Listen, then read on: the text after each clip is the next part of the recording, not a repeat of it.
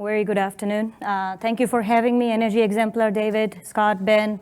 It's been a great experience the last 2 days. Met a lot of very, very smart people with different perspectives. So here I am presenting something I personally feel strongly about, being in the power sector for over about 2 decades now. And then my company strongly feels about the role of gas generation, new energy economy. So today I'm going to walk you through, oops, forgot that.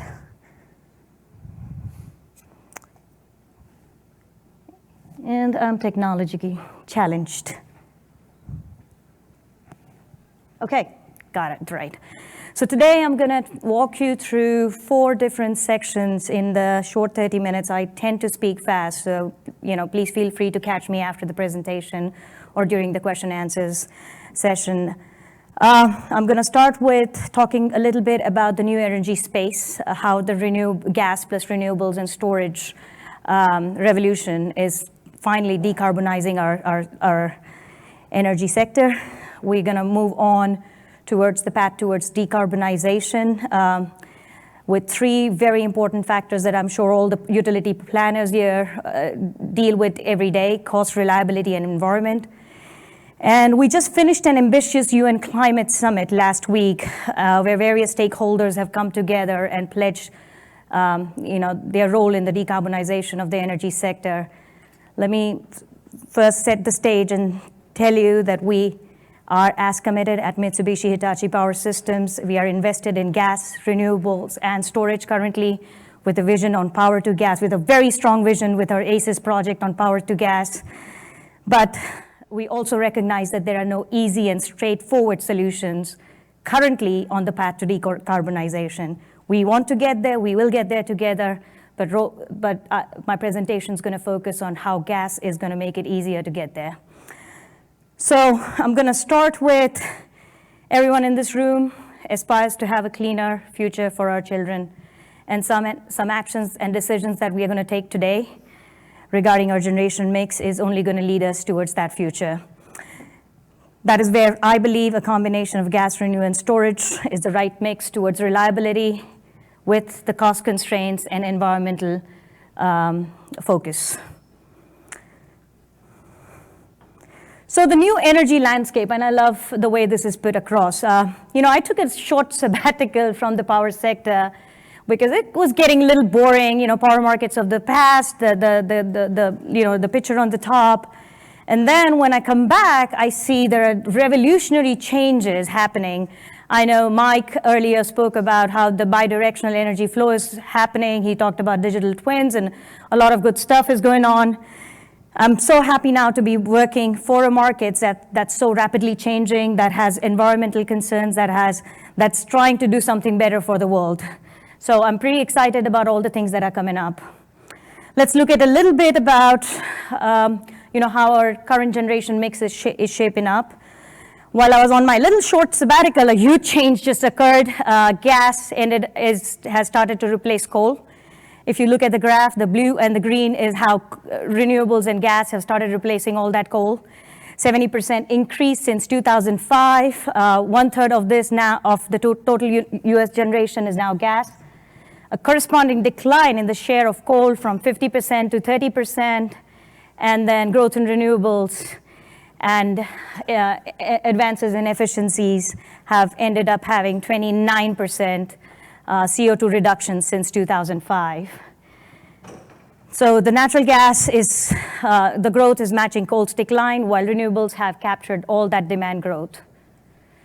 This is a carbon intensity index that Carnegie Mellon University, in collaboration with Mitsubishi, tracks, and we have calculated that 29% since 2005 carbon reduction has occurred, 54% of which is due to switch from coal to gas, 40% renewables built out, and 3% because of just more efficient gas fleet in the portfolio.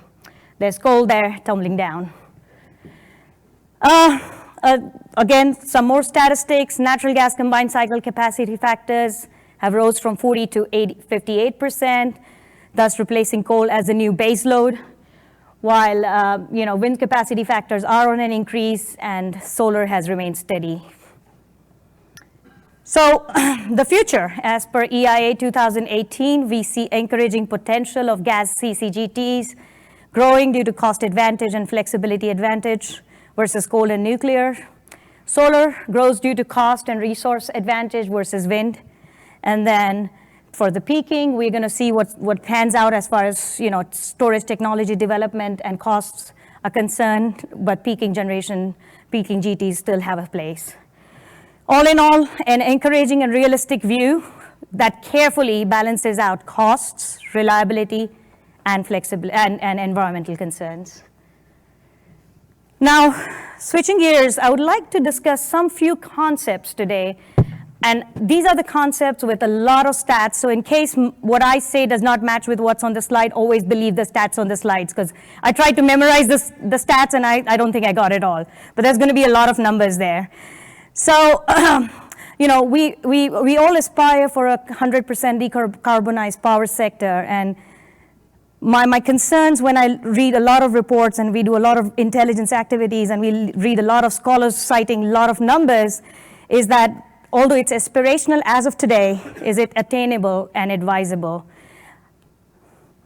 There are 5 concepts I'm going to talk about with, again, a lot of stats. I'm going to go fast in view of the time allocated to me. We're going to talk about scale and tech gaps, land limitations, transmissions and grid investments, LCOE and the grid value, reliability, extreme events, and peak demand flexibilities. I'm sure a lot of you keep awake at night considering all of this when you design your generation mix. So let's look at the most important consideration, and this has been touted time and time again, by people, by proponents of renewables around costs. And we're very glad that they are getting lower, and they are getting very competitive with gas. So gas, wind, and solar have continued to decline. We've seen 19% decline there, 12% decline in wind, and corresponding 9% decline in gas generation as well. Most of it, as we all know, is powered by the fracking shale revolution. And 70% of that is because of the natural gas prices, 30% because of just dollar per kW installed costs, and 7% improvement in efficiency. All good news there. My concern is that the right metric? So when we talk about costs of renewables versus costs of gas, are we looking at the right metric? Are we considering the all-in-all costs associated with renewables? So we're going to come up with transmission and grid investments later on in the presentation. But what is more concerning to me is that the LCOE as a metric does talk about the costs around building out a technology, but does not talk about the value a technology provides to the grid. So for example, putting gas GTCC, which is almost the lowest on this spectrum, which is a dispatchable generation versus non-dispatchable generation, and putting both of them together and then talking about costs of renewables being the lowest. Is that the right way to think about it? I don't think I have an answer to that. However, some smart guys at EIA did come up with a metric, which is a VAL-COE. Again, I'm putting this in front of a very smart crowd here. I'm here to get some answers and present a view. The VAL-COE seems to be a metric that they have designed, which takes into consideration all the value different technologies bring to the grid around reliability, flexibility, and capacity to the grid, beyond what renewables have been valued at when we talk about LCOEs. Scale and technology gaps. Now, this is my favorite. There's this paper that was well touted around 4 big concerns around renewables that caught my attention. The first one, let's talk about the scale. So to completely replace hydrocarbons is a 90-fold effort, a 14-fold grid build-out through 2050 in the United States alone.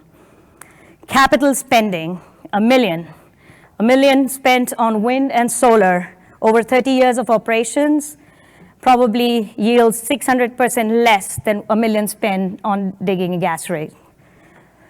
Physics. Now, we all saw that dramatic 10-fold decline happening in costs, but some very wise physics guys, I can't even pronounce their name, there's a Shockley quasar limit, and that talks about a maximum conversion of 33% of photons into electrons.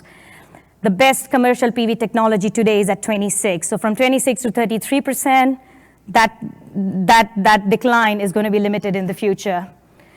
Wind turbine, the Bhatt limit, as they call it, seems, the maximum you can achieve is 60%. Today we are at 40%. So again, that dramatic decline that we have seen in the last few years around cost and efficiency might be limited.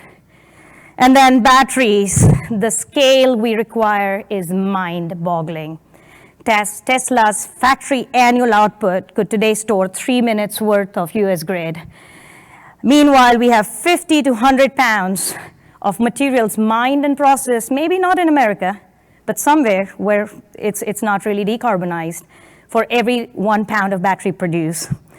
The supply chain global footprint is not that clean, I can assure you that one. Storage limitations. This is a big one. I know, my colleague at APS spoke about it a little bit. Dan earlier spoke about different kinds of storage.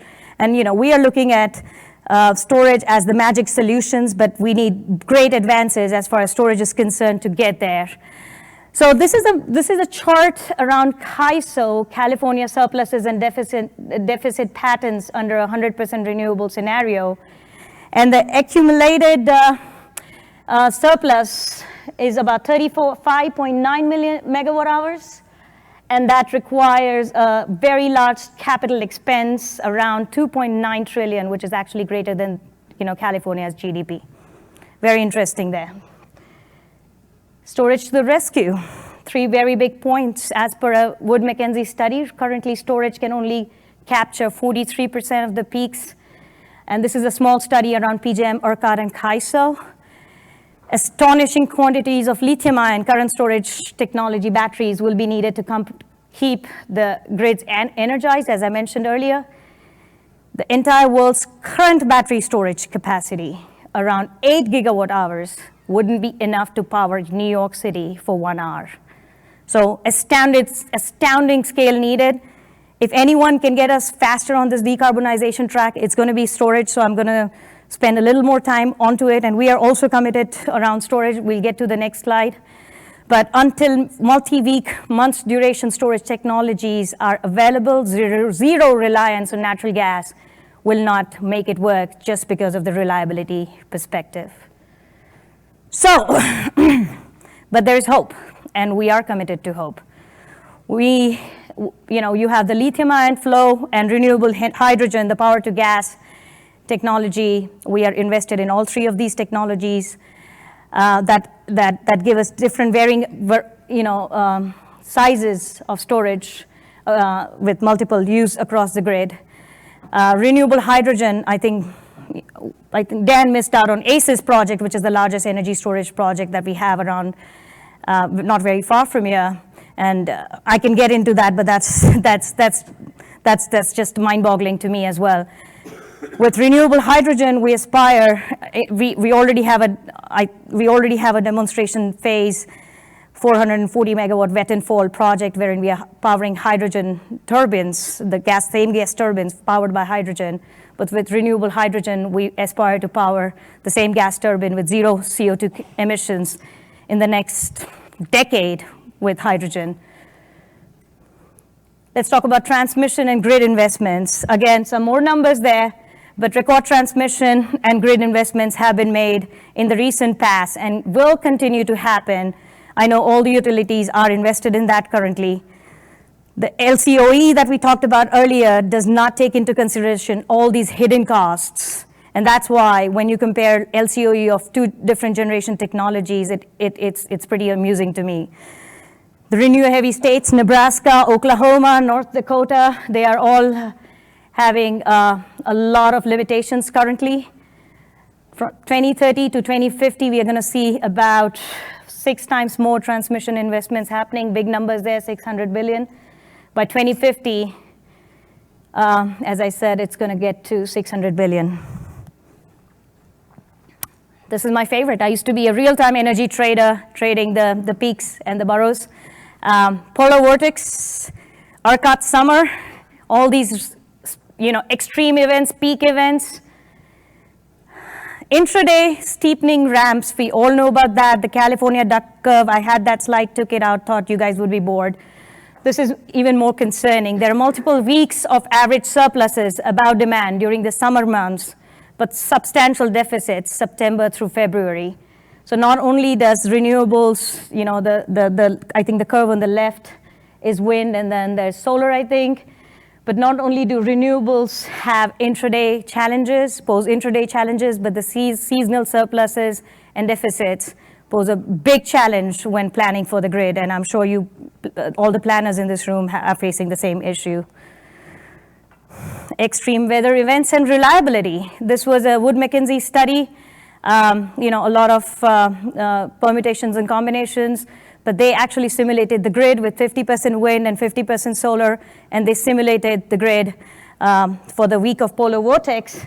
What they came up with that, you need ramps, firm generation for durations ranging from 18 to 40 hours to backstop renewable intermittency if you had a 100% renewable grid.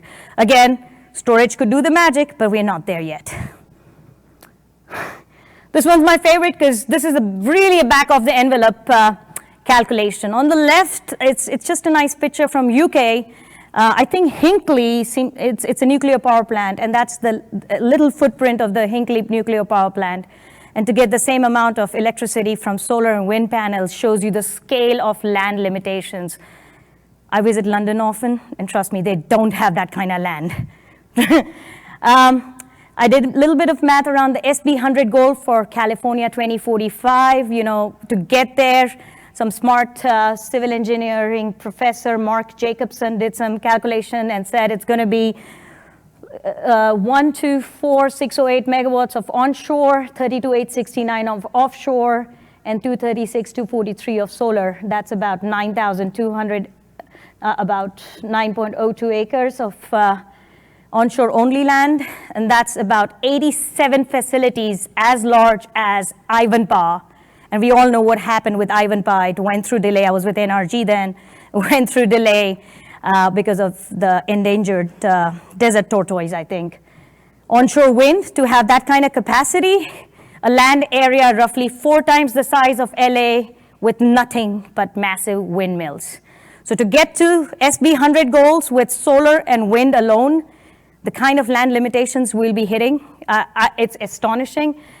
My math could be wrong, but I would love to know if these land limitations are taken into consideration when regulators go out and plan 100% renewables. Some hidden costs, some global perspective on all high renewable penetrated countries. I think the chart on the right is taken from a publication from Australia. The highest, it's kind of interesting because the highest retail rates coincide with the highest renewable penetration. The US is at the bottom of this grid, of this chart, and the low shale gas prices have insulated us from high retail rates so far. I'm going to go quick on this one. There are some other hidden system costs for high renewable penetration. Number one would be balancing the grid. Cycling up and down has some hidden system costs. OECD analysts estimate that these invisible costs of balancing the grids add about 20 to 50% to the cost of grid in the terms of kilowatt hours. Increased cycling of these conventional expensive power plants because they take the role of backup for wind and solar, again has some higher costs coming out. Blackouts, my favorite one. There's a slide on blackouts, which I actually missed out. But so far, 2019, from Australia to UK to Latin America, I think 2 weeks back, we have seen increased amount of blackouts. Australia is no stranger to that phenomena. Supply chain footprint, gigatons of mined materials are going through to make these batteries. They come from Democratic Republic of Congo. I'm not going to get into that one. They come from China, and that does have supply chain footprint, and that's all getting even powered by carbonized grids. So in summary, after all these facts and after all these numbers out there, which we are struggling with as we design a pathway to decarbonization and also plan the generation mix we want to be offering to the market, as I said, we pledge our commitment to this decarbonization. We're just not sure on what percentage or what generation mix is going to get us there. Considering all the limitations and realities involving increased renewables, we are of the strong opinion that gas has an extremely important role to play on this pathway to decarbonization. We have 105 gigawatts of baseload coal and nuclear retirements in the next decade, a lot of sick coal units currently operating through the grid, emitting carbon dioxide, and here's how I think we can wisely balance cost, reliability, environment towards a decarbonized future. One, gas reliably replaces retiring baseload plants, supporting renewable integration with flexibility and successful reducing carbon dioxide, as well as SO2 and NOx emissions. Wind and solar push towards 20% penetration, helping decarbonization goals. I just read that in the month of July, 57% of our electricity in the US came from gas plus renewables. So we're successfully on the path to do that. And solar plus storage gaining preference in few regions. We had APS, we had someone from Nevada talking about that, and that's where solar plus storage is gaining precedence, and we fully support that trend. Still limited by costs, and regions with good solar insulations and land availability is where this trend is going to be limited in the next few years. Towards a cleaner future, I leave you with one thought: natural gas and renewables plus storage is what we believe in, is going to lead us to a good pathway to decarbonized future. The challenges that I presented earlier are just some of my thoughts. This is a learned audience. I would love to hear from you what you guys think. If there are any stats that you guys want to refute, I want to take notes, take it back, put it on our drawing board, and then get back to another pathway to a decarbonized future. Thank you.